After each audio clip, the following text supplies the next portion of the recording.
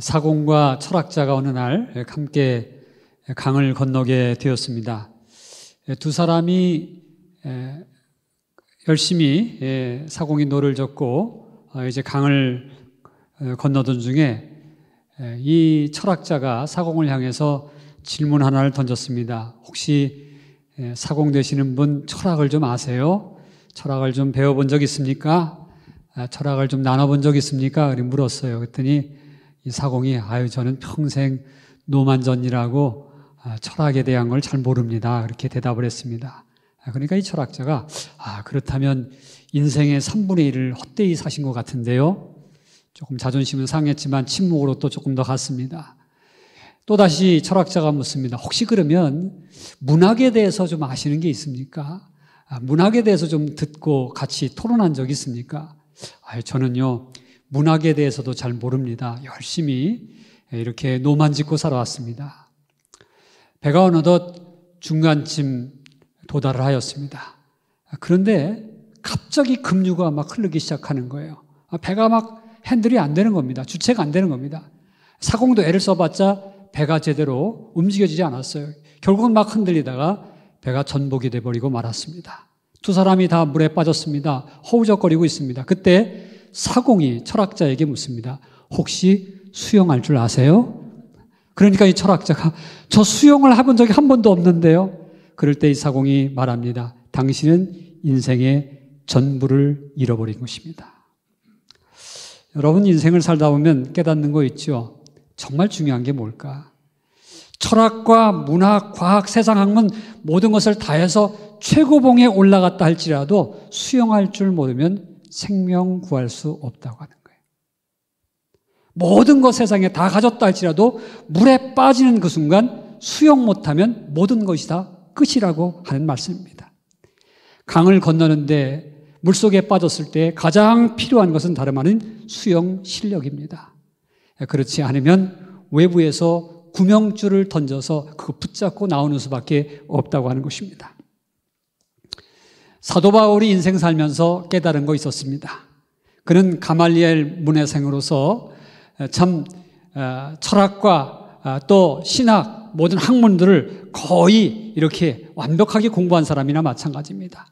오늘날로 말하면 하버드 대학에 들어가서 정말 공부를 철저히 아주 모범생으로 그렇게 해서 수재로다가 이렇게 졸업한 사람이 다름 아닌 사도 바울입니다. 그래서 그는 늘 자기가 유대인이라고 하는 것, 그래서 율법을 가지고 잘 살아간다고 하는 것과 더불어서 나는 가말리엘 문화생으로서 공부를 많이 한 사람이다. 철학과 신학 이 모든 것들을 잘 배운 사람이다. 이게 늘 가슴속에 자랑이었어요. 자기 지적인 자랑이 가슴속에 늘 꿈틀거리고 있었습니다. 그리고 그 학문과 그 신앙에 대한 율법과 그 모든 것들이 자신의 배경들이 자신의 생명을 지켜줄 줄 알았어요. 율법 잘 지키면 내가 이 학문 가지고 잘 살아가면 내 생명은 보존된다. 나는 나중에 죽어서라도 하늘나라 갈 수 있다. 이런 신앙을 가지고 살아왔다고 하는 말씀입니다. 그런데 다메섹 도상에 이르렀을 때 그가 그렇게 핍박하던 예수, 그가 그렇게 죽이려고 했던 그런 그리스도인들, 다메섹 도상에서 갑자기 호련히 나타나신 그 예수님을 만나고서 그 후부터 그는 십자가의 도에 대한 깨달음을 얻습니다. 예수 그리스도의 십자가와 부활에 대한 새로운 진리를 깨닫게 됩니다. 그러면서 그는 내가 살아가는 인생, 내 생명, 이것은 나 스스로 구할 수 없다고 하는 것을 발견합니다. 아무리 내가 죄에서 자유로워지고 그리고 내가 이 죄에서 다 자유로워서 지옥에서 천국으로 갈 수 있는 그런 자격을 갖췄느냐, 죄를 다 상쇄시킬 수 있느냐라고 하면 그럴 수 없다고 하는 것을 깨달아요. 죄의 강물에서 빠져가지고 나 스스로 헤엄쳐 나올 수 있는 그런 율법, 그런 학문, 이 모든 것들이 쓸모가 있느냐? 결코 쓸모없다고 하는 것을 발견합니다. 왜냐하면 하나님의 완벽한 의에 내 율법의 행위가, 내 선한 행위가, 내 학문이 만족시킬 수 없기 때문이라고 하는 것입니다. 얼마나 노력해야 내 죄가 상쇄되고 내 원죄가 사라지고 내 자범죄가 다 지워지고 하나님이 원하시는 그 분량만큼 깨끗해질 수 있겠습니까? 여러분, 하나님의 그 의라고 하는 것은 퍼펙트한 의거든요. 우리가 지금 이 손바닥에 그냥 눈으로 들여다보면 아무것도 없어요. 그런데 광학 현미경으로 들여다보면 뭐가 있을까요? 여기 병균들이 있어요. 꿈틀거리고 있어요. 제가 어느 공부하다가 옛날에 토플 공부를 하다 보니까 그 어떤 그 글에 그런 글이 있더라고요. 우리가 가만히 있어도 지금 세포가 뚝뚝뚝뚝 떨어지고 있다는 거예요. 죽은 세포가 뚝뚝뚝 떨어지고 있다는 거예요. 안 보이고 있지만 여러분 지금 앉아있는 자리에 지금 세포들이 뚝뚝 죽은 세포들이 떨어지고 있다는 거예요. 오늘 하나님의 의에, 그 퍼펙트한 의에 우리가 완벽하게 씻음받을 수 있는 완벽한 의로다가 설 수 있는가? 내 노력 가지고, 내 율법 가지고. 결코 완벽해질 수 있는 수용 실력이 없다는 겁니다. 그렇다면 우리가 뭐가 필요할까요? 외부에서 던져주는 생명줄, 구원줄이 필요하다고 하는 것입니다. 그걸 사도 바울이 깨달았어요. 그러면 그 생명줄, 구원줄이라고 하는 게 무엇인가? 그건 다름 아닌 복음의 생명줄이요 십자가의 도였다라고 하는 것입니다. 십자가가 아니면, 예수님이 아니면, 십자가에서 못 박혀 돌아가신 그 예수님의 죽음이 없었다면 오늘 우리 모두는 죄인인 채로 멸망받을 수밖에 없었다는 거예요. 그러므로 우리의 생명을 살리는 것은 다름 아닌 십자가라는 거예요. 모든 죄를 전가시켜서 예수님 앞에 다 전가시켜서 십자가에 못 박게 하는 그 일이 없이는 우리의 죄가 온전히 깨끗해질 수 없다. 이게 누가 만든 방법이죠? 하나님이 만든 방법입니다. 인간들이 이렇게 하면 이렇게 해가지고 예수님 십자가에 못 박으면은 그러면은 우리 죄가 다 상쇄되지. 이 방법이 아니에요. 하나님께서 당신이 인간의 죄를 사하기 위해서 만든 그 방법이 십자가라는 방법이라는 겁니다. 자, 그렇다면 왜 그 십자가를 그렇게 만들어 놨습니까? 뭐 그런 방법이 꼭 우리 죄를 씻는 그런 방법을 왜 그렇게 했습니까? 따질 수 있습니까? 따질 수 없죠. 하나님이 당신이 그 죄를 씻기 위해서 그런 방법을 만들었다는데 우리는 따질 수가 없습니다. 하나님의 방법을 믿고 따르는 수밖에 없습니다. 우리는 생명줄이 던져졌을 때 십자가의 도라고 하는 그 진리가 던져졌을 때 그거 붙들고 이거 붙들면 이 구명줄 붙들면 내가 바깥으로 나갈 수 있다. 구원받을 수 있다라고 하는 그 확신을 가지고 붙들면 우리의 생명이 구원받는 생명 될 줄로 믿습니다. 2005년도에 이게 플러싱 그 매도 코로나 팍에서 빌리그레엄 목사님 오셔서 집회한 적이 있습니다. 저도 그때 가가지고 앉아서 메시지를 들었는데 그때 당시 연세가 82세 정도 됐을 겁니다. 그때도 몸이 좋지 않아가지고 이렇게 제대로 이렇게 몸을 조금 못 가누시면서 강단에 올라가셨어요. 그분이 하신 설교 가운데 기억에 남는 게 그겁니다. 그분은 이제 주로 전도 집회를 많이 하시는데 나오셔서 떨리는 목소리로 그렇게 말씀하셨어요. 여러분이 지금 바닷가에 빠졌다고 생각해 봅시다. 여러분들이 아무리 수영을 잘해도 그 드넓은 바닷가에서 나올 수는 없을 것입니다. 파도도 치고 오는데 여러분 힘 가지고 나올 수 없을 것입니다. 만약에 그 파도 가운데 그 바다 가운데서 나올 수 있는 길은 위에서 헬리콥터가 뜨고 그 밑으로다가 그 생명의 줄을 여러분들에게 주었을 때 그 바다 한가운데 주었을 때 이 생명의 줄 붙잡으면 내가 바깥으로 나갈 수 있다라고 하는 그런 믿음을 가지고 콱 붙들면 그것 때문에 살 길이 열리는 것입니다. 사랑하는 여러분, 지금 예수 그리스도라고 하는 생명줄이 여러분들에게 내려오고 있는데 그거 붙드십시오. 그거 붙들어야 삽니다. 믿음으로 붙드세요. 이러면서 힘차게 외쳤던 목사님의 그 모습, 그 음성이 생각이 나요. 사랑하는 성도 여러분, 오늘 우리는 오직 예수님, 예수 그리스도의 십자가라고 하는 이 은혜를 붙들고 나가면 구원의 길이 열 줄로 믿습니다. 자, 사도 바울이 말이죠. 이 진리를 깨닫고 난 다음에 얼마나 흥분이 됐는지 몰라요. 얼마나 감사했는지 몰라요. 근데 그때 하나님의 음성이 들려왔습니다.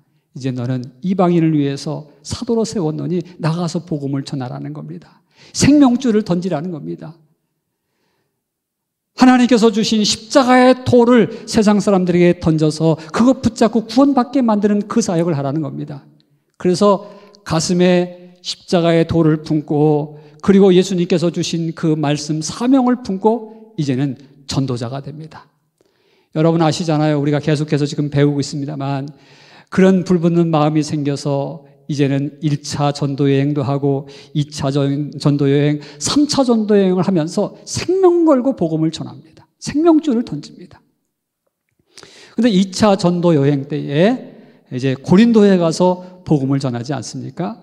그때 세워진 교회가 고린도 교회입니다. 우리가 지금 고린도 교회 배우고 있는데 그래서 그 복음을 듣고 사람들이 참 많이 변화가 되고 그리고 하나님의 사람으로 예수님의 도를 받아서 열심히 살려고 그렇게 노력을 했습니다. 교회가 좀 성장을 했습니다. 몇 년이 지났습니다. 그런데 교회에 이상한 소식들이 들려오기 시작하는 겁니다. 사도 바울이 에베소에 있을 때에 고린도 교회에 분쟁이 생겼다. 고린도 교회에 갈등이 생겼다.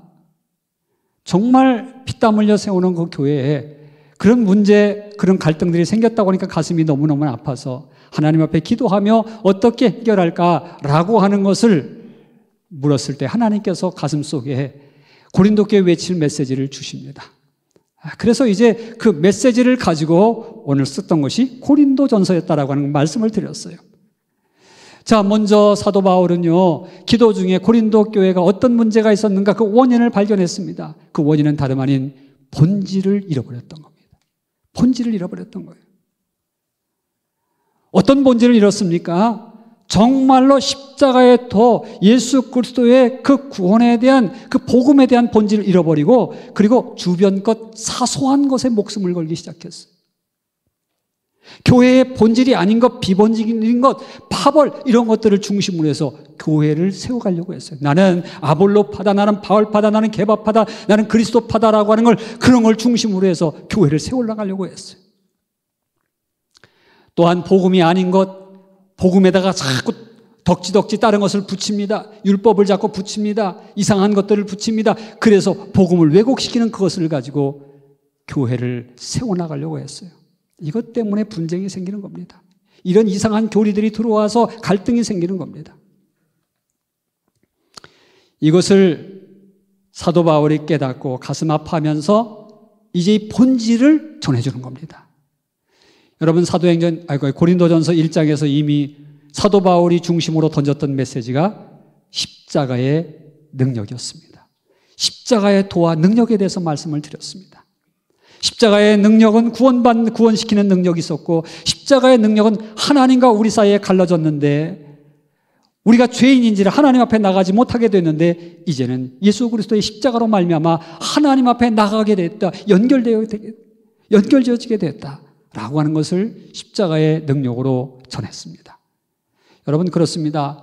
우리가 하나님 앞에 나갈 수 없는 죄인이지만 십자가를 통해서 하나님 앞에 나가면 거기서 대화가 이루어질 수 있고 하나님 앞에 나가서 기도하면 거기서 하나님께서 주시는 온갖 좋은 선물들이 우리에게 임할 줄로 믿습니다. 기도하는 사람들에게 하나님 선물을 주세요. 하나님 앞에 연결되어 나가는 사람들에게 하나님의 음성을 주시고 평안을 주시고 필요한 것들을 채워주는 줄로 믿습니다. 이 십자가의 도, 십자가의 능력, 연결의 능력에 대해서 전해줬어요. 그리고 2장에 들어와서 오늘 여러분들이 읽은 2장에 들어와서 다름 아닌 성도들과 교회가 가장 붙잡고 본질적으로 해야 될 사명이 무엇인가 라고 하는 것에 대해서 다시 십자가의 도를 반복하며 말씀을 전해줍니다. 여러분 신앙이라고 하는 것은 반복 속에서 강화가 되더라고요. 여러분 우리가 설교 비슷한 거 많이 들으셨잖아요. 날마다 목사님은 새롭게 설교한다고 그러는데 듣는 사람들은 새로운 게 아니라 들었던 거 또 듣는 것 같아요. 근데 이상하게 들었던 것도 듣고 먹던 밥도 먹고 김치찌개 또 먹고 밥도 먹고 그러는데 그게 우리를 살찌우게 만들고 우리의 생명의 에너지를 계속 공급하는 줄로 믿습니다. 계속해서 말씀이 반복되고 있어요. 십자가의 도가 반복되고 있어요. 그런데 그것이 고린도 교회를 다시 살리는 양식이 되고 있는 걸 보게 됩니다. 자, 사도 바울은 이야기합니다. 왜 우리들이 신앙생활하는가? 왜 교회가 여기 존재해야 되는가? 그건 다름 아닌 생명 살리기 위해서. 여러분 왜 교회 나옵니까? 교회 왜 우리가 다녀야 됩니까? 가장 기초적인 것은 다름 아닌 내 생명 살리기 위해서, 내 영혼 살리기 위해서, 구원받기 위해서 교회 다니는 거예요.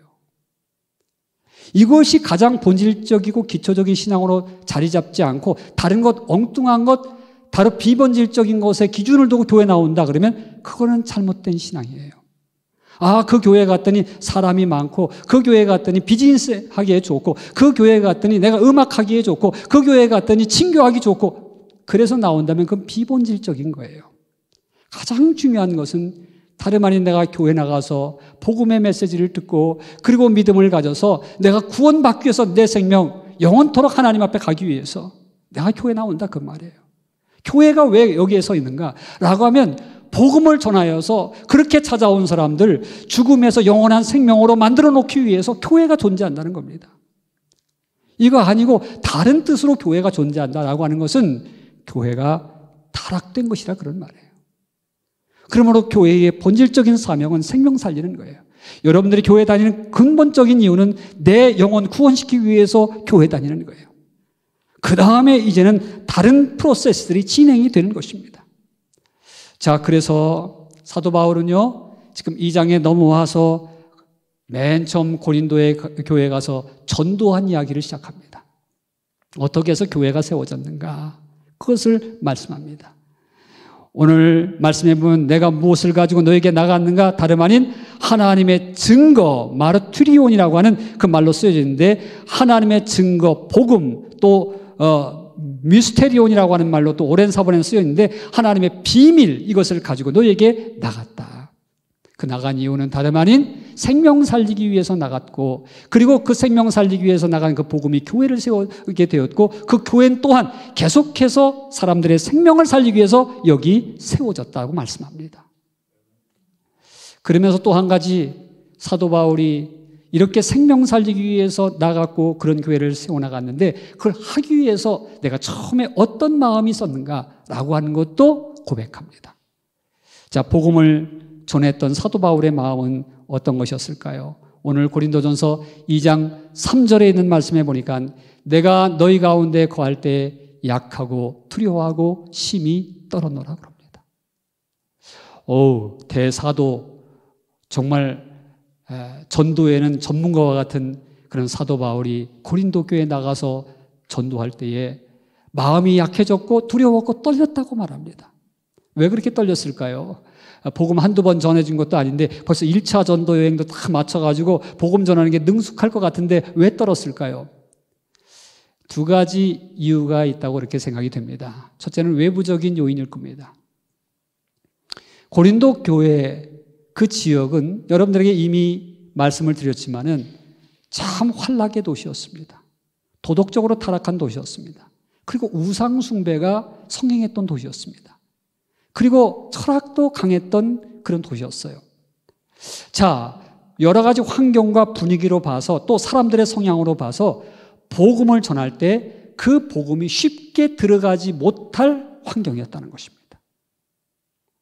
여러분, 그런 환경 속에서 복음을 전하려고 생각하니까 마음에 전해도 될까? 과연 이 복음이 들어갈까라고 하는 그런 두려움이 생겼던 것입니다. 자, 또 하나는 내부적인 환경입니다. 내 정신적인 영적인 상태입니다. 여러분, 복음을 전하려고 할 때에 사실은 이 안에서 내가 제대로 복음을 전할 수 있을까? 이 복음이 과연 능력으로 나타날 수 있을까? 사람들을 변화시킬 수 있을까? 라고 하는 그런 의심들이 있어요. 그럼 내가 복음의 전달자로서 제대로 구실을 할 수 있을까? 저는 제가 이 설교자로서 느끼는 겁니다. 제가 주일마다 또는 새벽마다 금요 기도 때마다 이렇게 말씀을 전할 기회, 어디 바깥에 나가서도 말씀을 전할 기회가 있는데 그때마다 떨려요. 여러분, 제가 이렇게 말씀을 전하고 있으니까 목사님 하나도 안 떨리는 것 같지만 올라오기 전까지는 굉장히 긴장이 돼요. 입도 바짝바짝 마르고요. 그리고 이거 좀 떨려요. 근데 왜 떨릴까요? 늘 여러분들을 보는 여러분들이고 다 이제 친근한 여러분들인데 왜 떨릴까요? 저는 환경 때문에 떨리는 건 없어요. 우리 교회가 친숙하기 때문에 떨리는 건 없어요. 근데 내적인 떨림이 있어요. 그건 오늘 내가 전하는 말씀이 제대로 된 말씀으로 전달될 수 있을까? 내가 준비한 이 밥이 제대로 온전한 밥이 된 것인가? 아니면 설익은 밥이 된 것인가? 내가 전달한 이 말씀 속에 정말 하나님이 함께 하시고 하나님이 역사할 수 있는 그런 복음의 메시지가 될 수 있을까? 올라오기 전까지 제가 기도하는 제목은 주님, 도구로 사용해 주세요. 부족한 종이지만 저의 입술을, 저의 지성을, 저의 인격을, 저의 메시지를 주님께서 핸들해 주세요. 주님께서 함께하지 아니하시면 어떡하실까? 또 마음밭이 다 다른 성도들이 왔는데 그 마음밭 가운데 이 복음이 떨어질 때 어떻게 떨어질까? 왜곡되게 떨어지지 않게 하여 주옵소서. 사탄이가 방해하는데 사탄이가 방해하지 않도록 주님이 역사해 주옵소서. 여러 가지 마음속에서 두려움이 있어요. 사도 바울이 고린도에 가서 말씀을 전할 때 그런 두려움이 있지 않았을까? 내적인 두려움이 있는 거예요. 외적인 두려움. 여러분, 우리가 전도할 때도 두려움이 있습니다. 뭐 이렇게 대중적으로 이렇게 메시지를 전하는 거 말고 개인적으로도 말씀을 전한다고 하는 게 참 어려움이 있어요. 여러분, 오늘 우리가 전도해 보신 분들 다 알잖아요. 외부적인 난관이 있어요. 나를 거부하면 어떡하지? 나를 리젝트하면 어떡하지? 그런 마음이 먼저 들잖아요. 사실은 전도하다 보면 그런 경우들을 많이 당하게 되지 않습니까? 제가 여기 미국 처음 와서 백악교회 담임으로 있을 때에 그때는 전도지를 제대로 만들 수도 없었고 그래가지고 급한 마음에 전도합시다. 그리고 주보를 들고 나갔어요. 그때는 세련된 전도지가 없어서 주보를 들고 나가가지고 저 플러싱 공영주창에서 우리 몇몇 집사님들과 함께 전도를 했어요. 저도 그렇게 막 외형적이라서 막 활발하게 하는 스타일은 아닌데 그래도 하나님이 하시는 말씀 순종하여서 전도를 했어요. 근데 어떤 분들은 이렇게 잘 받는 분도 계세요. 근데 그런 분들은 가만히 보니까 그래도 교회 나가셨던 분들 같아요. 그러니까 감사합니다. 그리고 받는 분도 계시는데 어떤 분은 쫙 받아가지고 쫙 구겨가지고 그냥 쓰레기통에 넣는 거예요. 야, 여러분 그 종이 하나 주보 하나 별거 아닌 것 같은데 그걸 확 구기는 순간 내 자존심이 구겨지는 것 같아요. 내가 뭔가 사명을 가지고 나가서 하는데 사명을 구겨뜨리는 것 같아요. 얼마나 마음속에 위축이 되는지 말이죠. 한쪽에서는 정말 화도 나고 한쪽에서는 위축도 되고 또다시 다른 사람에게 주부를 내민다는 게 창피스럽기도 하고 또 저렇게 되면 어떡할까? 이런 걸 수없이 나갈 때마다 당했어요. 어떤 사람에게는 복음을 전하려고 그러니까 듣기 싫다고 그냥 쌩 하면서 찬바람 내고 가는 사람도 있어요. 여러분, 복음을 전한다는 게 참 쉽지가 않더라고요. 어렵더라고요. 여러분, 가족들한테 복음 전하는 것도 이게 만만치 않습니다. 왜냐하면 가족들은 내 과거를 다 알고 있거든. 내가 벌거벗고 있을 때부터 알고 있거든요. 내가 코 찔찔찔 흘리면서 그리고 아주 장난꾸러기로 살던 그 과거를 알고 있거든요. 근데 그런 내가 그 가족들 앞에서 안 믿는 가족들 앞에서 전도하려고 그러면 가족들은 내 과거를 먼저 생각하는 거야. 여러분, 예수님도 고향에 가서 전도하려고 그러니까 아니, 저 목수의 아들 아니었어? 저 별 볼 일 없는 애가 와가지고 저 복음을 전한다고 우리들 앞에 폼 잡아? 이러면서 무시당하거든요. 이 가족들 전도가 참 어려워요. 내 약점을 너무 잘 알아요. 내가 예수 믿는 것보다 약점을 먼저 봐요. 그러니까 가족 전도가 참 어려워요. 여러분, 가족들 이렇게 전도돼서 하나 되어서 믿는 거 축복인 줄로 믿으시기 바랍니다. 참 어려워요. 그런데 어렵지만 그럼에도 불구하고 예수님께서 주신 지상명령이기 때문에 그 십자가를 지고 사명 감당하라는 겁니다. 그게 성도의 감당해야 될 사명의 본질이요 교회의 본질이라는 것입니다. 사도 바울은 끊임없이 이 주님의 명령 붙잡고 그리고 이 사명 감당하기 위해서 생명을 던지고 부끄러움을 당하고 때때로는 매를 맞아가면서 감옥에 갇혀가면서 이 사명 감당하려고 노력을 했고 그래서 교회를 세워놓고 그 교회가 또한 그것을 감당하도록 권면하고 있었던 것입니다. 디모데후서 4장 1절로 2절에 있는 말씀에 보면 성도들은 그렇게 사명을 감당해야 될 것을 명령하고 계십니다. 다 함께 읽겠습니다. 시작. 하나님 앞과 살아있는 자와 죽은 자를 심판하실 그리스도 예수 앞에서 그가 나타나실 것과 그의 나라를 두고 엄히 명하노니 너는 말씀을 전파하라. 때를 얻든지 못 얻든지 항상 힘쓰라. 범사에 오래 참과 가르침으로 경책하며 경계하며 권하라. 아멘. 너는 말씀을 전파하라 그럽니다. 때를 얻든지 못 얻든지, 내 곁에 있는 사람이 아직 예수를 모른다고 한다면, 내 주변에 있는 사람이 십자가의 도를 아직 모른다고 한다면 끊임없이 그 도를 전파하는 겁니다. 아니, 나는 예수 믿는다고 했는데 아직도 그 예수님을 마음속에 영접하지 못했다고 한다면 그 사람에게도 우리는 복음을 계속 전해야 되는 겁니다. 교회에 앉아있다고 해서 전부 다 예수님을 영접한 건 아니더라고요. 다 구원의 확신이 있는 건 아니더라고요. 그러니까 끊임없이 강단에서는 십자가의 토에 대한 말씀을 전할 수밖에 없다고 하는 것입니다. 여러분, 우리가 하나님께서 주신 이 명령, 예수님께서 주신 이 명령 지키면서 끊임없이 우리가 가진 복음에도 생명의 복음을 전할 수 있는 성도들 되어야 될 줄로 믿습니다. 그것이 우리의 사명이요, 우리 교회의 사명이 되어야 된다. 비본질적인 것 가지고 그것 때문에 다투고 그것 때문에 화내고 그것 때문에 교회에 문제가 되고 하지 않도록 우리가 어디에 힘을 써야 되느냐?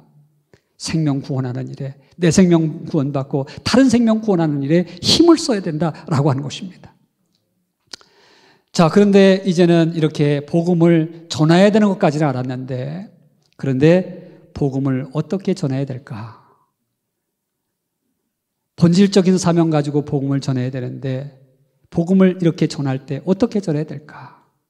뭐 여러 가지 방법론이 많이 있겠지만 여기도 본질적인 방법을 가지고 이야기합니다. 그 말씀이 고린도전서 2장 4절에 나와 있는 말씀입니다. 읽겠습니다. 내 말과 내 전도함이 설득력 있는 지혜의 말로 하지 아니하고 다만 성령의 나타나심과 능력으로 하여. 아멘. 거기 보니까 사도 바울이 아주 중요한 전도 방법을 깨달았는데 그것은 내 전도함이 설득력 있는 지혜의 말로 하지 않았다는 겁니다. 여러분, 우리가 말씀을 전하려고 할 때 또 다른 사람들에게 전도하려고 할 때 어떻게 하면 잘 내가 가지고 있는 복음을 전달할까? 이거 먼저 걱정하게 되잖아요. 그래서 어떤 도구를 사용하고 어떻게 논리적으로 어떻게 지식적으로 잘 전달할까? 이거 고민하게 됩니다. 그런데 그러다 보면 우리가 거기에 비중을 크게 둬요. 내가 말을 잘해서 내가 논리적으로, 내가 지식적으로, 또 내가 잘 아주 감동스럽게 그렇게 감동을 줘서 전함으로 저 사람이 예수 믿도록 할 수 있겠다. 예수 믿는 그런 역사가 일어나겠다. 그렇게 내 말을 잘해서 내 논리를 잘 펼쳐서 전달한다는데 비중을 크게 두게 됩니다. 그러다 보면 그쪽에 애를 쓰다 보면 한쪽을 놓치게 되는데 그게 본질을 놓치게 되는 거예요.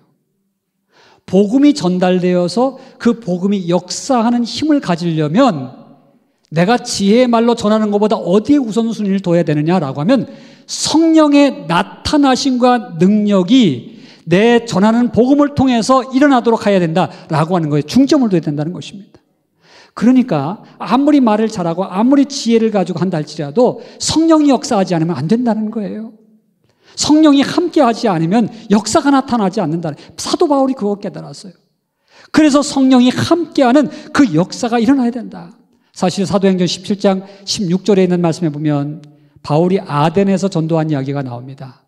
아덴은 고린도 위쪽에 있는 지역인데 거기는 더 스토아 철학이 발전이 됐어요. 우상 숭배가 있었고 거긴 더 지적인 사람들이 많이 있었어요. 그래서 그 아덴에 가가지고 말이죠, 우상 신전을 바라보고 그리고 또 거기에 스토아 철학이 있는 걸 보면서 아, 이거 왜 이렇게 좀 이럴까? 막 가슴이 불이 타가지고 저 우상들 저거 무너뜨려야 되겠다.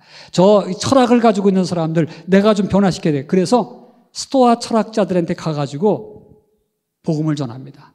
근데 그 복음을 전할 때 말이죠, 그 철학적인 방법을 가지고, 왜 여기 사도 바울도 이 철학에 대해서 잘 알고 있는 사람이니까 철학적인 방법을 가지고 거기에 비중을 두고 말씀을 나누기 시작합니다.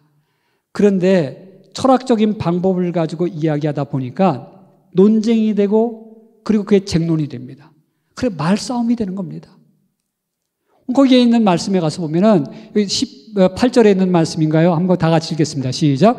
어떤 에피크로스와 스토아 철학자들도 바울과 쟁론할세 어떤 사람은 이르되 이 말쟁이가 무슨 말을 하고자 하느냐 하고 어떤 사람은 이르되 이방 신들을 전하는 사람인가 보다 하니 이는 바울이 예수와 부활을 전하기 때문이라라. 자, 예수와 부활을 전하는데 이 철학자들과 막 논쟁을 하면서 전하게 됐다.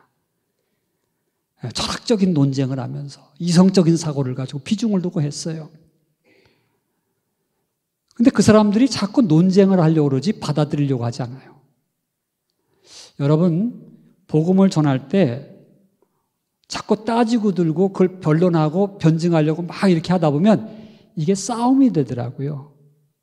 근데 우리가 잘 알고 있습니다만은 성경에 나와 있는 이 복음의 말씀이 이성적으로, 논리적으로, 철학적으로 다 해석돼서 이해가 될 수 있는 말씀입니까? 그렇지 않아요. 무리를 걷는 예수님 어떻게 철학적으로, 이성적으로 우리가 해석할 수 있겠습니까? 죽은 사람 살리고 그 죽었던 예수가 부활하셨다라고 하는 걸 어떻게 철학적으로, 이성적으로 해석할 수 있겠습니까? 그걸 말로 다 풀어내려면 풀어낼 수 없는 게 이 신앙의 한계요, 기독교 교리의 한계입니다. 그걸 인정하지 않으면 안 돼요. 그것이 사람 마음속에 박히고 사람 마음속에 역사하고 사람 마음속에서 구원의 확신으로 승화되기 위해서는 누가? 성령이 말씀 가운데 역사해야 될 줄로 믿습니다. 성령이 역사해야 된다. 그래서 뭐가 필요한 거죠? 성령이 내 안에서 계속해서 역사하도록 우리가 복음을 든 사람들은 애쓰고 노력할 수밖에 없다. 여러분, 이 복음의 메시지는요, 너무 복잡하면 안 돼요. 너무 어렵게 하면 안 돼요. 우리 심플한 거예요. 예수 그리스도의 십자가가 나의 죄를 위해서 죽으셨다. 그 십자가에 우리의 죄를 다 정가시키도록 만든 것이 하나님이시고 우리는 그 하나님 말씀 믿고 내 죄를 가서 회개하고 예수님 믿고 따르기로 작정하고 순종하면 우리 구원받는다. 이게 간단한 복음의 원리예요. 이것 가지고 우리는 그 확신을 가지고 전하는 게 이 기독교의 핵심 교리예요. 너무 쉬워서 그런지 사람들이요 잘 믿으려고 하질 않아요. 그런데 우리가 이 교리를 가지고 믿음으로 역사하도록 성령님께 맡기고 전할 때 나에게도 듣는 사람에게도 하나님의 놀라운 구원의 역사가 함께 임할 줄로 믿습니다. 제가 러시아에 가서 신학교에서 강의도 하고 또 모스크바 교회에 창립기념일이라고 부흥회를 해달라고 그래서 집회를 했어요. 근데 거기에 전 김일성 대학 총장님 아들이 와서 참여를 했어요. 그분이 러시아에 와가지고 공부를 해서 우주과학자가 되었습니다.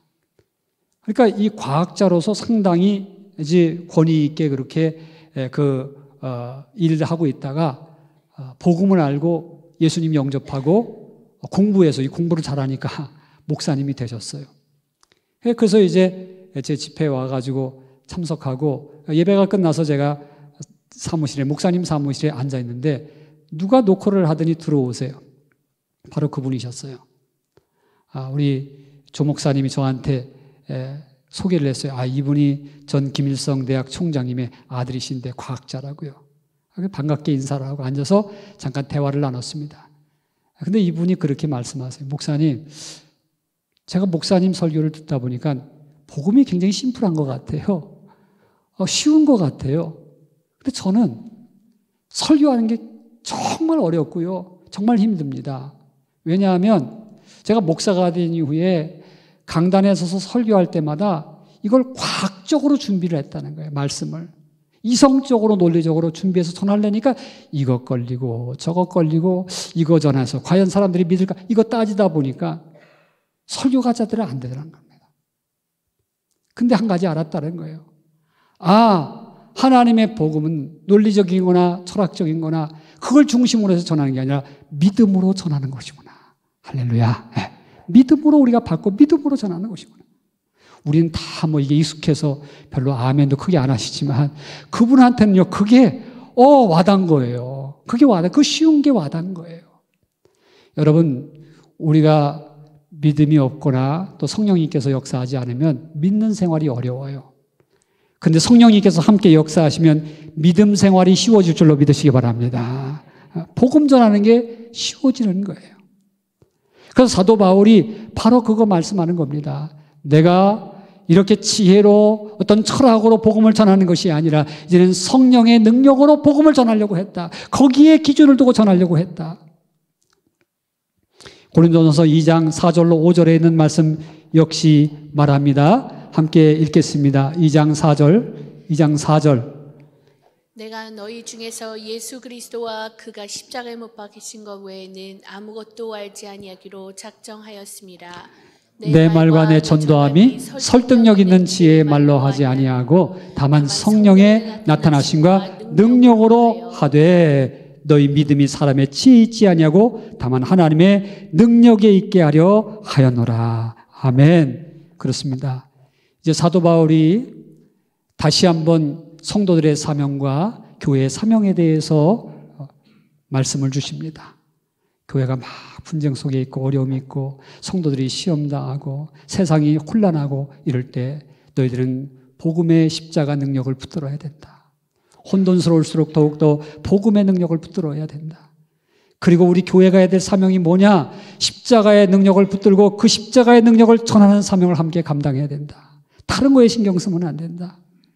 그건 생명을 살리는 것이고 그리고 그 복음을 전할 때 하나님이 역사하시는 능력의 통로인데 우리가 어떻게 복음을 전해야 되느냐? 우리가 성령님 의지하여서 복음을 전하자.